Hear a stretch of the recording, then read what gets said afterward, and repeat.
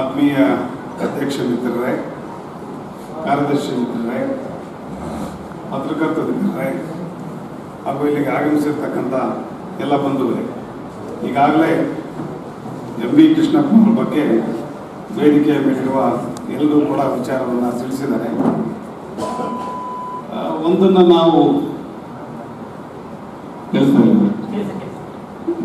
ನಾವು ಇವತ್ತಿನ ದಿವಸ ನೆನೆಸ್ಕೋಬೇಕಾಗ್ತದೆ. ಶರಣರ ಬಾಳನ್ನ ಮರಣದಲ್ಲಿ ನೋಡುವುದು. ಇವತ್ತು 100 ವರ್ಷಗಳು ಕಳೆದರೂ ಕೂಡ ಎಂ ವಿ ಕೃಷ್ಣಪ್ಪನವರನ್ನ ನಾವು ನೆನೆಸ್ಕೋತಾ ಇದ್ದೀವಿ ಅಂತಂದ್ರೆ ಅದಕ್ಕೆ ಕಾರಣಗಳು ಹಲವಾರು ಇದೆ. ಒಂದು ಮೊದಲನೇದಾಗಿ ಎಂ ವಿ ಕೃಷ್ಣಪ್ಪನವರು ನಮ್ಮ ಮುಳುಬಾಗಿಲಿನಲ್ಲಿ ಹುಟ್ಟಿರೋದಕ್ಕೆ ನಾವು ದೇವರಿಗೆ ಕೃತಜ್ಞತೆಗಳನ್ನು ತಿಳಿಸಬೇಕು. ಅನೇಕ ಮಹನೀಯರು ಈ ಭಾರತ ದೇಶವನ್ನು ಕಟ್ಟೋದಿಕ್ಕೆ ಪ್ರಯತ್ನ ಪಟ್ಟಿದ್ದಾರೆ. ಅವರಲ್ಲಿ ಬಹಳ ಪ್ರಮುಖರು ಅಂತಂದ್ರೆ ಮಾನ್ಯ ಎಂ ವಿ ಕೃಷ್ಣಪ್ಪನವರು. ನಾವು ಚಿಕ್ಕ ಹುಡುಗರಾಗಿದ್ದಾಗ ಚಿಕ್ಕಬಳ್ಳಾಪುರ ಕ್ಷೇತ್ರದಲ್ಲಿ ಅವರು ಎಂ ಪಿಗೆ ನಿಂತಿದ್ರು. ನಾವು ಬಹಳ ಕಾತರ.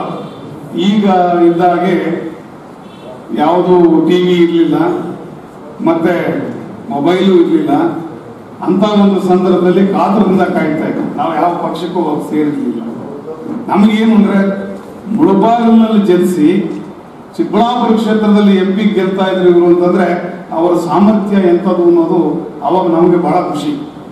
ದುರಾದೃಷ್ಟವಶ ಯಾರೋ ಅನಾಮಧೇಯ ಪ್ರಸನ್ನ ಕುಮಾರ್ ಅವರ ಮುಂದೆ ಅವರು ಸೋತರು ಅಂದಾಗ ಬಹಳ ಆಘಾತ ಆಯಿತು. ಯಾಕೆಂತಂದ್ರೆ ಎಂ ವಿ ಕೃಷ್ಣಪ್ಪನವರು ಒಬ್ಬ ದಾರ್ಶನಿಕರು. ಈ ಒಂದು ರಾಜಕೀಯದಲ್ಲಿ ಅವರು ಕಲಿಸಬೇಕು ಅನ್ನೋದಕ್ಕಿಂತ ಜನರಿಗೆ ಸೇವೆ ಮಾಡಬೇಕು ಅನ್ನೋದ್ರ ಬಗ್ಗೆ ಬಹಳಷ್ಟು ಗಮನ ಇಟ್ಕೊಂಡು ಅನೇಕ ಕಾರ್ಯಗಳನ್ನು ಮಾಡಿದ್ದಾರೆ. ಹೈನುಗಾರಿಕೆಯಲ್ಲಿ ಒಂದೇ ಅಲ್ಲ, ಇವತ್ತು ಮುಳಬಾಗಿಲಿನಲ್ಲಿ ಏನಾದರೂ ನೋಡಿದ್ರೆ ನಮ್ಮ ಆಲಗೂರು ಶ್ರೀನಿವಾಸ್ ಅವರ ಜೊತೆಯಲ್ಲಿ, ಯಾಕಂದ್ರೆ ಅವರು ಅವರ ಶಿಷ್ಯರು ಇಬ್ಬರು ಸೇರಿ ಇವತ್ತು ಶ್ರೀರಾಮ ಮಂದಿರವನ್ನು ಕಟ್ಟಿರೋದು ಅವರು. ಗುಟ್ಟಳ್ಳಿಯಲ್ಲಿ ಮದುವೆಗೆ ದೂರದೃಷ್ಟಿ ನೋಡಿ ಆ ಕಾಲದಲ್ಲೇ ಸರ್ಕಾರದ ಇದರಿಂದ ಕಟ್ಟಿ ಕಡಿಮೆ ಬೆಲೆಯಲ್ಲಿ ಇವರಿಗೆ ರೈತರಿಗೆ ಅನುಕೂಲ ಆಗಬೇಕು, ಜನಗಳಿಗೆ ಅನುಕೂಲ ಆಗಬೇಕು ಅನ್ನೋ ನಿಟ್ಟಿನಲ್ಲಿ 2 ಮಂದಿರಗಳನ್ನು ಕಟ್ಟಿದ್ರು.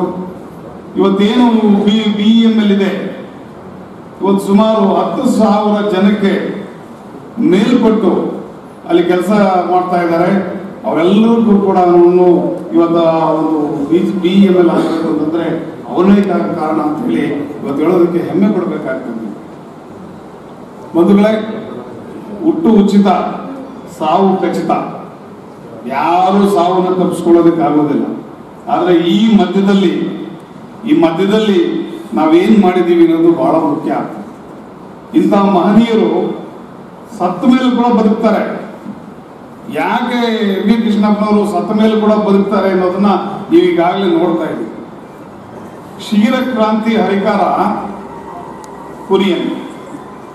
ಆದರೆ ಆ ಕ್ಷೀರ ಕ್ರಾಂತಿ ಆಗಬೇಕಾದ್ರೆ ಕಾರಣ ಪುರುಷರಾದವರು ಎಂ ವಿ ಕೃಷ್ಣಪ್ಪನವರು. ಮೊದಲಿಗೆ ನಮ್ಮಲ್ಲಿ ಇರ್ತಕ್ಕಂಥದ್ದು ದೇಶೀಯ ಹಸುಗಳು. ಆ ದೇಶೀಯ ಹಸುಗಳು 2 ಲೀಟ್ರು 3 ಲೀಟ್ರು ಕೊಡ್ತಾ ಇದ್ರು. ಅವುಗಳನ್ನ ಸಾಕ್ಬೇಕಾದ್ರೆ, ಇದನ್ನ ಸಾಕಬೇಕಾದ್ರೆ ಎಷ್ಟು ಕಷ್ಟ ಆಗ್ತದೋ ಅದನ್ನ ಸಾಕಬೇಕಾದ್ರೂ ಕೂಡ ಅಷ್ಟೇ ಕಷ್ಟ ಆಗ್ತದೆ. ಅಂತದ್ರಲ್ಲಿ ವಿದೇಶಿ ತಳಿಗಳನ್ನ ಪ್ರಥಮ ಬಾರಿಗೆ ಪರಿಚಯಿಸಿದವರು ಅಂತಂದ್ರೆ ಎಂ ವಿ ಕೃಷ್ಣಪ್ಪನವರು. ಇವತ್ತೇನಾದರೂ ನಾನು ಘಂಟಾಘೋಷವಾಗಿ ಹೇಳ್ತೀನಿ, ಇವತ್ತು ಕೋಲಾರ ಜಿಲ್ಲೆಯಲ್ಲಾಗ್ಲಿ, ಚಿಕ್ಕಬಳ್ಳಾಪುರ ಜಿಲ್ಲೆಯಲ್ಲಾಗ್ಲಿ